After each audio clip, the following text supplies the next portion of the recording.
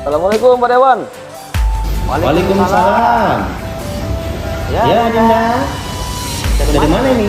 Iya Pak Dewan, kami dari apa Pak Dewan? Dari Gerakan Mahasiswa Pejuang Reformasi Pak Dewan. Oh iya. Apa yang bisa saya bantu?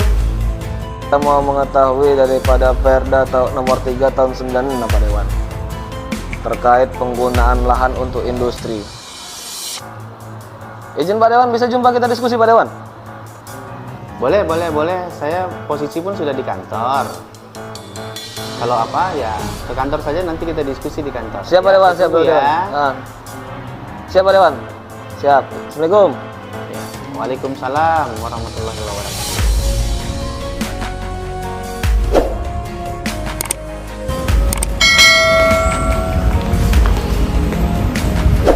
Bapak Dari mana ya? dari tempat dari Serdang. Cuma Bapak udah dijanji tadi. Udah. Silakan. Bapak ada? Ada. Dari mana itu? Dari mahasiswa. Oh, Dari janji. udah janji ya. Oh, ya. Silakan saya.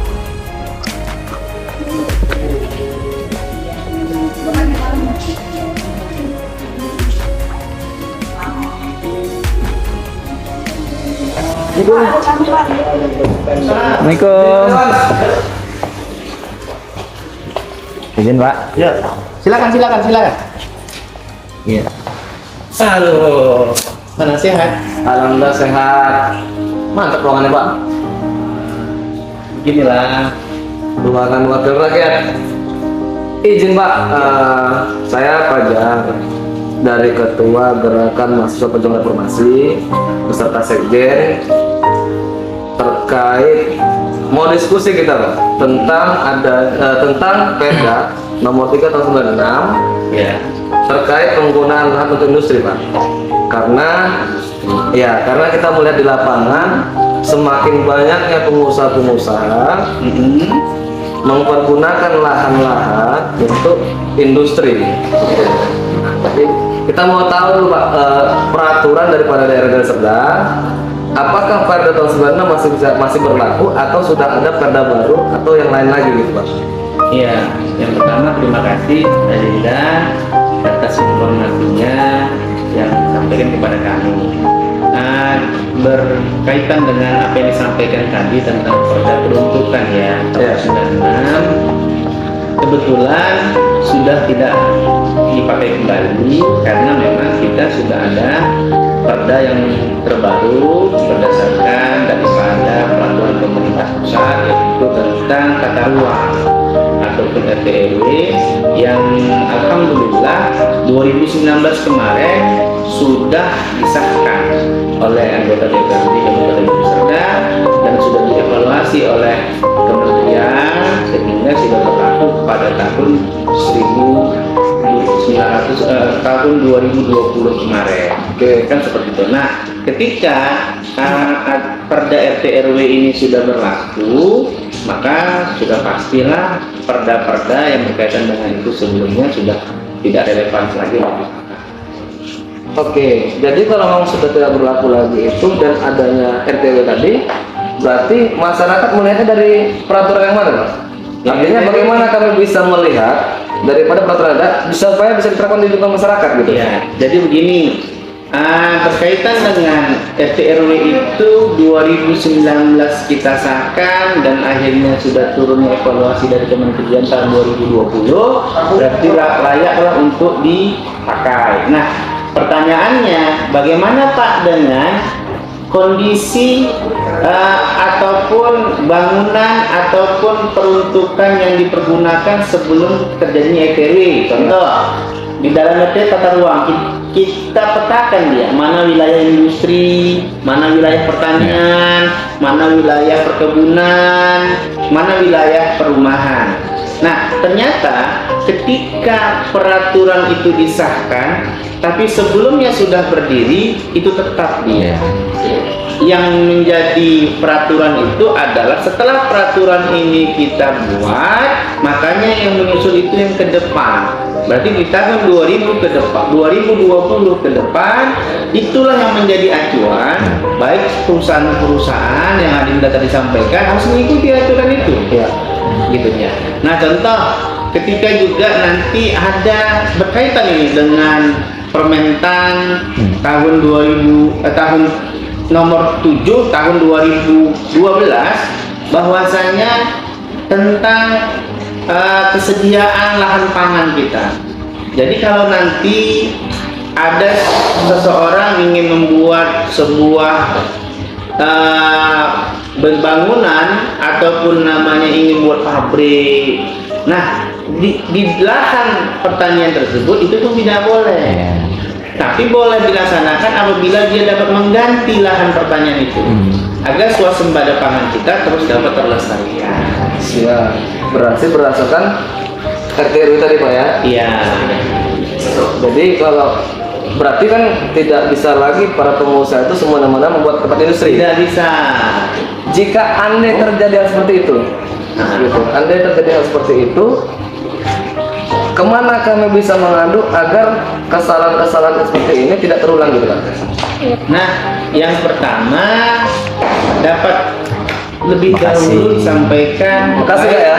kepada kami juga boleh, karena selaku kami wakilnya rakyat, fungsi kami, salah satu fungsi kami adalah kontrol. Ya. Yang pertama, fungsi kami anggota DPR tersebut adalah membentuk peraturan, ataupun kalau di daerah kita namanya peraturan daerah, perda.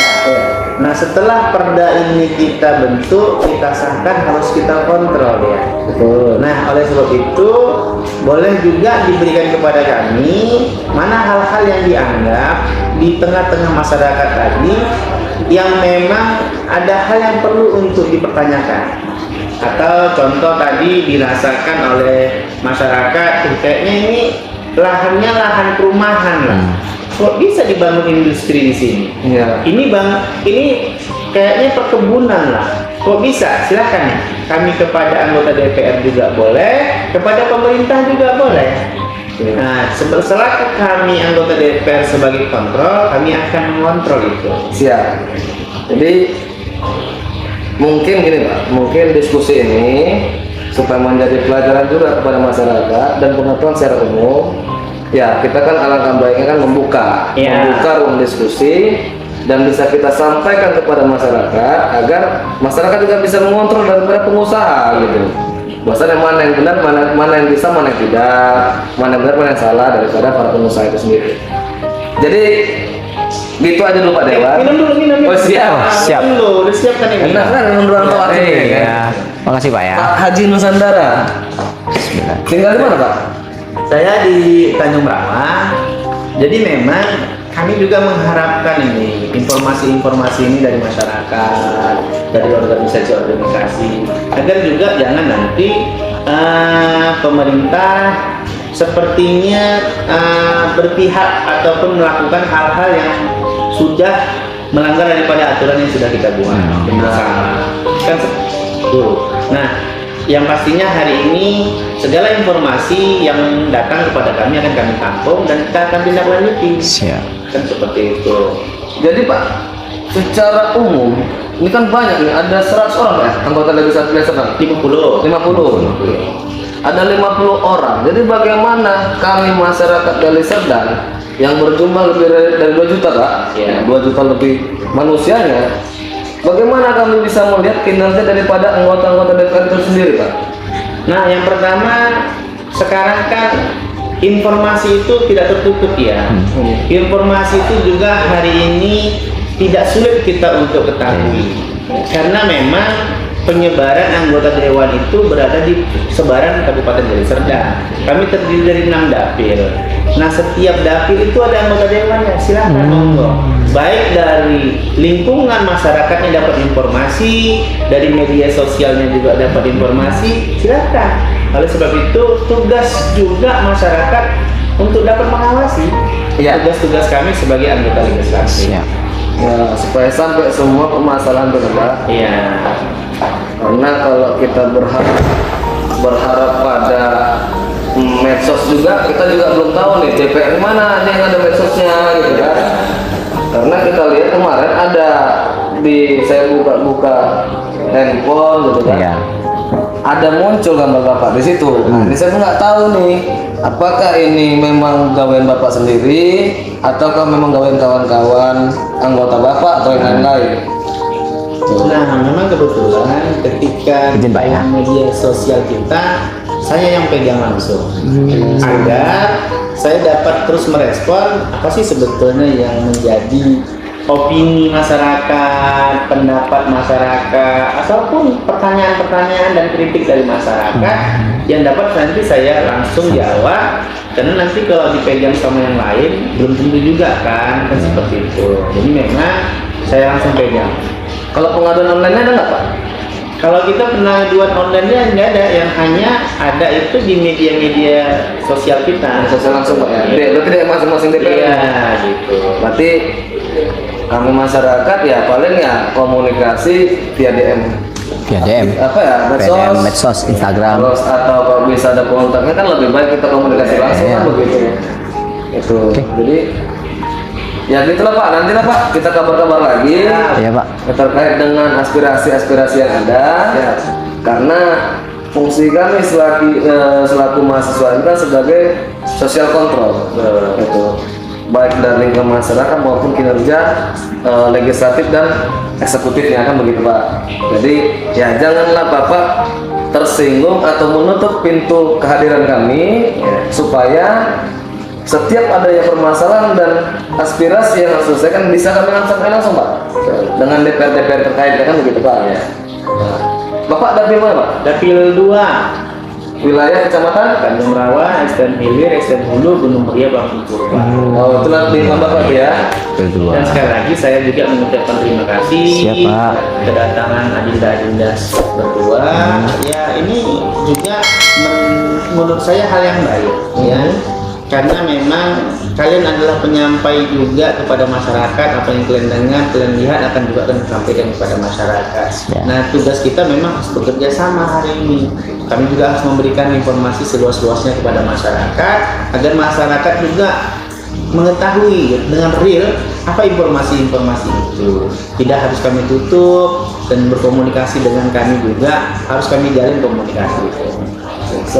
Jadi gitu aja Pak, nanti ya kalau memang ada permasalahan atau apapun ya mungkin kan bisa komunikasi lagi. Siap. Kita bisa berkabar lagi Pak, ngopi-ngopi lah Pak dengan mahasiswa ya. Nongkrong kita. Nah nongkrong mahasiswa ya kan supaya ya sampai lah permasalahan-permasalahan gitu. Oke. Izin lah Pak ya. Terima kasih banyak Pak. Ya, sama-sama Dinda. Terima kasih banyak Pak ya. Waalaikumsalam warahmatullahi wabarakatuh.